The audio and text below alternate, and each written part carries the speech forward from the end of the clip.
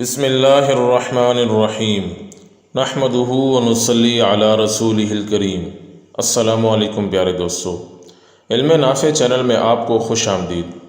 میرا نام محمد احسان اللہ سجاد ہے اور سلسلہ سیرت النبی صلی اللہ علیہ وسلم کی اس ویڈیو میں ہم قبیلہ قریش کی شاخ بنو تیم بن مرہ اور اس کے مشاہیر و اعلام کے بارے میں بات کریں گے۔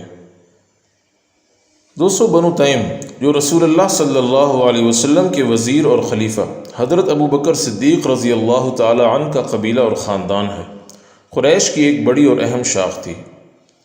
مکہ کی ریاست میں جہاں قریش نے مختلف ریاستی منصب مختلف خاندانوں میں تقسیم کر رکھے تھے، ان میں خون بہا اور دیتیں اکٹھی کرنے کا منصب بنو تیم کے پاس تھا۔ چنانچہ اس سلسلے کے تمام مقدمات انہی کے سامنے پیش ہوتے تھے اور انہی کا فیصلہ تسلیم کیا جاتا تھا۔ اس قبیلے کی سب سے مشہور شخصیت انبیاء اور رسولوں کے بعد افضل البشر، اسلام کے پہلے خلیفہ راشد، عشرہ مبشرہ میں شامل، ایمان و زہد کے پیکر اور خاتم النبیین صلی اللہ تعالی علیہ وسلم کے اولین جانشین، محبوب اور یار غار سیدنا ابو بکر صدیق رضی اللہ تعالی عنہ تھے۔ ظہور اسلام کے بعد نبی کریم صلی اللہ علیہ وسلم نے جب ان کے سامنے اسلام کو پیش کیا تو انہوں نے بغیر کسی پس و پیش کے اسلام قبول کر لیا۔ آزاد اور بالغ مردوں میں یہی سب سے پہلے اسلام لائے اور مسلمان ہونے کے بعد اپنے پرانے دوستوں اور رفیقوں کو بھی اسلام کی دعوت پیش کی۔ چنانچہ عشرہ مبشرہ میں سے 5 صحابہ، جن میں حضرات عثمان بن عفان، طلحہ بن عبید اللہ، زبیر بن عوام، سعد بن ابی وقاص اور عبد الرحمن بن عوف رضی اللہ تعالی عنہم شامل تھے، انہی کی دعوت اور ترغیب کی بدولت دولت اسلام سے سرفراز ہوئے۔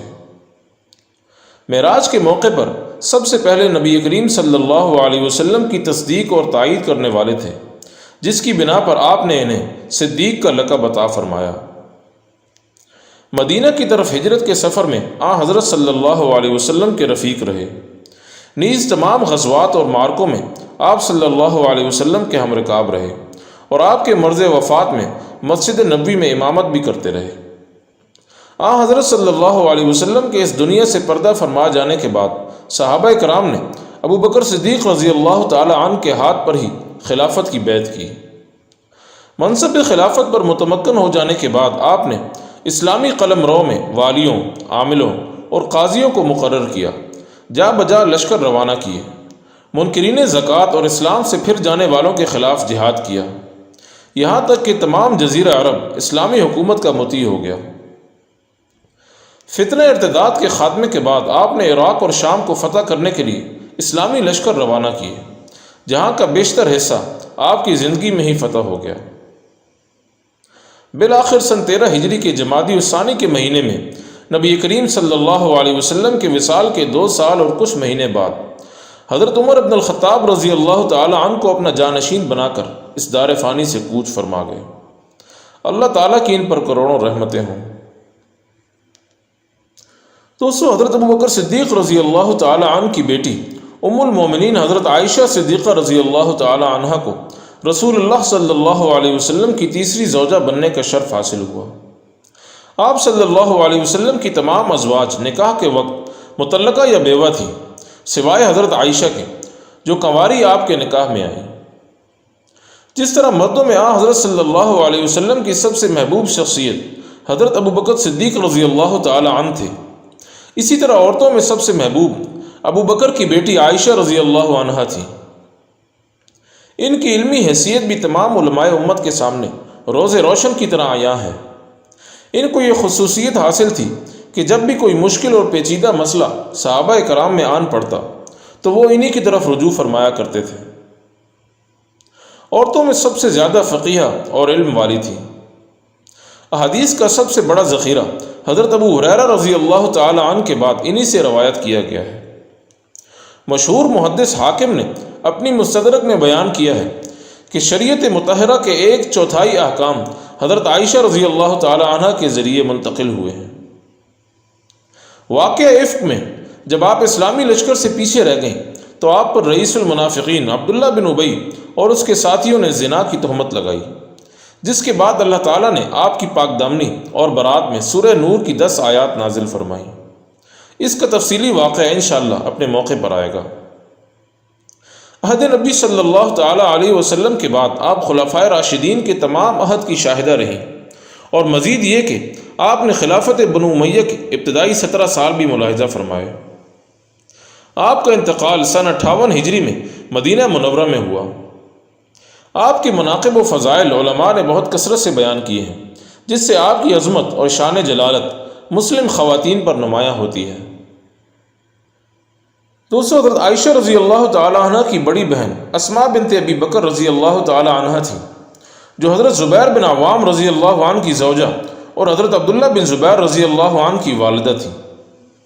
انہیں حضرت صلی اللہ تعالی علیہ وسلم نے ذات النطاقین کا لقب دیا، جس کا معنی ہے دو کمر بند والی۔ جس رات نبی کریم صلی اللہ علیہ وسلم نے ہجرت کا ارادہ فرمایا تو انہوں نے آپ کا اور حضرت ابو بکر صدیق رضی اللہ تعالی عنہ کا 3 دن کا کھانا اور پانی تیار کیا۔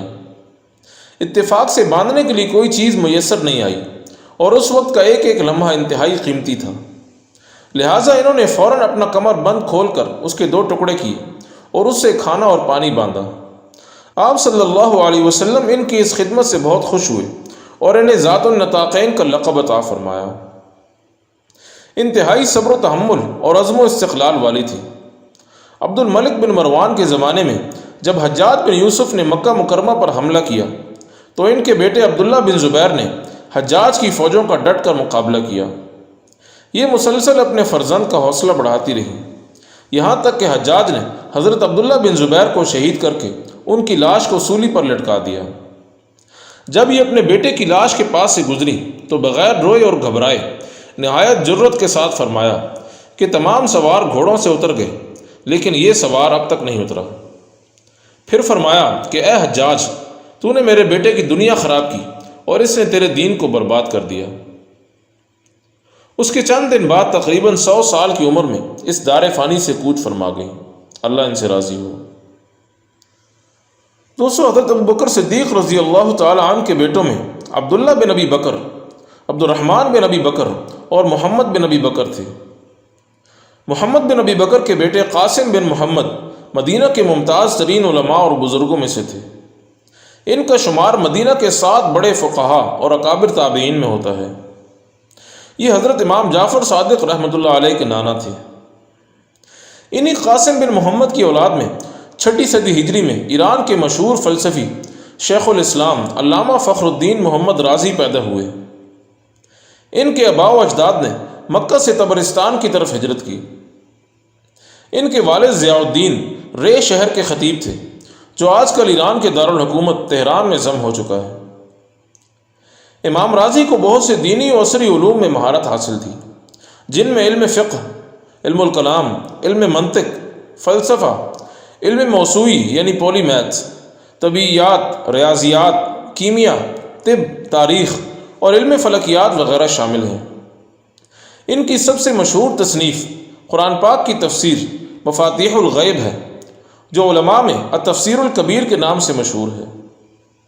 آپ نے سن 606 ہجری میں موجودہ افغانستان کے شہر ہرات میں وفات پائی۔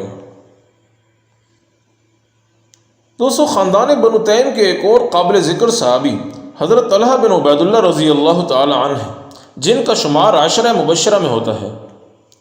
یہ اسلام قبول کرنے والے پہلے 8 افراد میں سے ایک تھے اور حضرت ابو بکر صدیق رضی اللہ تعالی عنہ کی دعوت پر اسلام لائے۔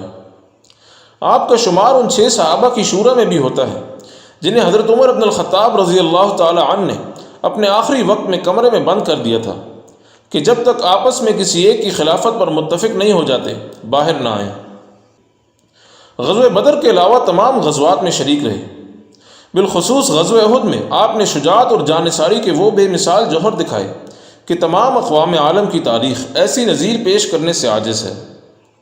جب کفار نے نبی کریم صلی اللہ علیہ وسلم کو ہر طرف سے نرغے میں لے لیا تھا اور ان کی خون آشام تلواریں آپ کی مقدس ہستی کو فنا کرنے کے لیے بےتاب تھیں، اس نازک وقت میں حضرت طلحہ بن عبید اللہ رضی اللہ تعالی عنہ ایک آہنی دیوار بن کر خورشید نبوت کو چاروں طرف سے بچا رہے تھے۔ تیروں کی بوچھاڑ کو ہتھیلیوں پر روکتے، تلوار اور نیزے کے وار پر اپنا سینہ آگے کرتے اور شیر کی طرح تڑپ کر حملہ کرتے اور دشمن کو پیچھے ہٹا دیتے۔ یہاں تک کہ دوسرے صحابہ بھی آپ کی مدد کے لیے آ پہنچے۔ اس کے بعد آپ سرور کائنات صلی اللہ تعالیٰ علیہ وسلم کو اپنی پشت پر سوار کر کے پہاڑی پر لے آئے اور محفوظ کر دیا۔ اس جنگ میں آپ کا ہاتھ شل ہونے کے علاوہ تمام بدن بھی اس مدافعت کی وجہ سے زخموں سے چھلنی ہو گیا۔ اسی وجہ سے نبی کریم صلی اللہ تعالیٰ علیہ وسلم نے ان کے بارے میں فرمایا کہ جو شخص کسی شہید کو روئے زمین پر چلتے ہوئے دیکھنا چاہے وہ طلحہ بن عبید اللہ کو دیکھ لے۔ حضرت ابو بکر صدیق رضی اللہ تعالیٰ عنہ جب بھی غزوہ احد کا تذکرہ کرتے تو فرماتے کہ یہ طلحہ کا مخصوص دن تھا، جبکہ حضرت عمر فاروق رضی اللہ تعالیٰ عنہ ان کو صاحب احد فرمایا کرتے تھے۔ سن 36 ہجری میں جب عراق میں جنگ جمل ہوئی تو آپ حضرت عائشہ رضی اللہ عنہا کی طرف تھے۔ حضرت علی رضی اللہ تعالیٰ عنہ سے ملاقات ہوئی تو انہوں نے آپ کو وعظ و نصیحت فرمائی، جس پر آپ پیچھے ہٹ کر ایک صف میں کھڑے ہو گئے کہ اچانک ایک تیر آیا اور آپ کے گھٹنے میں پیوست ہو گیا۔ یہی تیر آپ کی شہادت کا سبب بنا۔ کہا جاتا ہے کہ یہ تیر مروان بن حکم نے مارا تھا، جو بعد میں بنو امیہ کا پہلا حکمران بنا۔ واللہ عالم۔ دوستو، حضرت طلحہ رضی اللہ تعالیٰ عنہ نے مختلف اوقات میں متعدد شادیاں کی۔ آپ کو نبی کریم صلی اللہ تعالیٰ علیہ وسلم کے جوہر ہم زلف ہونے کا اعزاز حاصل ہے، کیونکہ آپ کی 4 بیویاں 4 امہات المومنین کی بہنیں تھیں، جن میں سیدہ عائشہ صدیقہ، زینب بنت جحش، ام حبیبہ بنت ابو سفیان اور ام المومنین ام سلمہ رضی اللہ تعالی عنہن شامل ہیں۔ آپ نے اپنے تمام بیٹوں کے نام مختلف انبیاء کے ناموں پر رکھے۔ دوستو، آخر میں بنو تیم کے ایک اور مشہور شخص عبداللہ بن جدعان کا ذکر کر کے ویڈیو کا اختتام کروں گا۔ یہ شخص حضرت ابو بکر صدیق رضی اللہ تعالی عنہ کے والد کا چچا زاد تھا اور سادات قریش میں سے تھا۔ اپنی سخاوت، فیاضی اور غریب پروری میں بہت مشہور و معروف تھا۔ اس کی دعوت طعام والی دیگ اس قدر بڑی ہوتی کہ دیگ سے کھانا نکالنے کے لیے سیڑھی کی مدد لی جاتی تھی۔ زمانہ جاہلیت کی مشہور جنگ فجار میں یہ پورے بنو کنانہ کا سردار تھا۔ نیز جنگ فجار کے کچھ عرصے بعد قریشی قبائل کے مابین ہونے والے ایک تاریخی معاہدے حلف الفضول میں بھی اس کا ایک اہم کردار تھا۔ اس معاہدے کی کچھ تفصیل میں بنو سہم کی ویڈیو میں عرض کر چکا ہوں۔ اس معاہدے میں نبی کریم صلی اللہ علیہ وسلم نے بھی شرکت کی تھی، کیونکہ اس کا مقصد امن و امان کا قیام تھا۔ یہ معاہدہ طے کرنے کے لیے بنو تیم سمیت قریش کی 5 بڑی شاخیں عبداللہ بن جدعان کے گھر پر جمع ہوئیں اور وہیں ظلم کے خلاف مظلوموں کا ساتھ دینے کے لیے سب عہد و پیمان ہوئے۔ عبداللہ بن جدعان کی وفات تقریباً 60 سال میں ظہور اسلام سے کافی عرصہ پہلے ہوئی۔ دوستو، اس کے ساتھ ہی میں آج کی ویڈیو کا اختتام کرتا ہوں۔ امید ہے کہ آپ کو ویڈیو پسند آئی ہوگی۔ اگلی ویڈیو تک کے لیے میں آپ سے اجازت چاہتا ہوں۔ السلام علیکم ورحمۃ اللہ وبرکاتہ۔